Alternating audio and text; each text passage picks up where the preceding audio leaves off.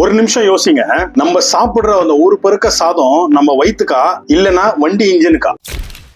India இப்போ ஒரு mega decision எடுத்திருக்காங்க. 90 லட்சம் டன் புரோக்கன் ரைஸ் சாப்பிட கொடுக்காம எத்தனால் டிஸ்டிலரிக்கு அனுப்ப போறாங்களாம். இப்போ இது ஃபுட் வர்சஸ் ஃபியூல் யுத்தம். இது நம்மளுக்கு லாபமா இல்ல ஆப்பா?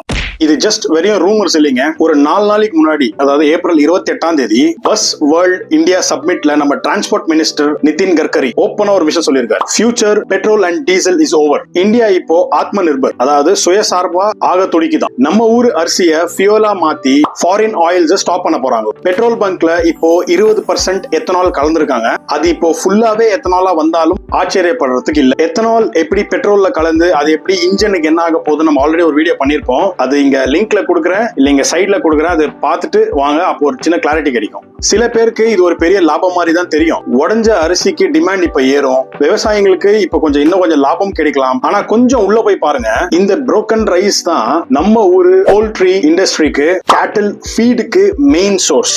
மாடு, கோழி, ஆடு இதுக்கெல்லாம் போக வேண்டிய தீவனம் இப்போ கார் இன்ஜினுக்கு போகுது. இதனால பல விலைகள் ஏறலாம். கோழி விலை ஏறுமான்னு யோசி. சரக்கு சைட்ல இருந்த ரேஷன், அதாவது PSD அரிசியில புரோக்கன் ரைஸ் பர்சன்டேஜ குறைக்க போறாங்க. மார்க்கெட்ல சப்ளை கம்மியானா அரிசி விலை ஏறும். வருங்காலத்துல பெட்ரோல் விலை குறையதோ இல்லையோ, ஆனா நம்ம மாசம் போடுற அந்த மளிகை லிஸ்ட்ல அரிசி விலை டாப்ல இருக்கும். ஃபியூல் செக்யூரிட்டி முக்கியமா இல்ல நம்ம மக்களோட செக்யூரிட்டி முக்கியமா?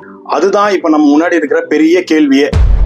மிஸ்டர் நிதின் கட்கரி சொன்ன மாதிரி பெட்ரோல் எரா முடிச்சு போகலாம், ஆனா அதை மாத்த நினைக்கிற அந்த கிடைக்கிற பிரைஸ் நம்ம சாப்பாடு தான். இந்த 90 லட்சம் டன் அரிசியை இப்ப ஃபியூலா மாத்துறாங்க. இது நம்ம ஊர் மக்களுக்கு கரெக்டா நினைக்கிறீங்களா?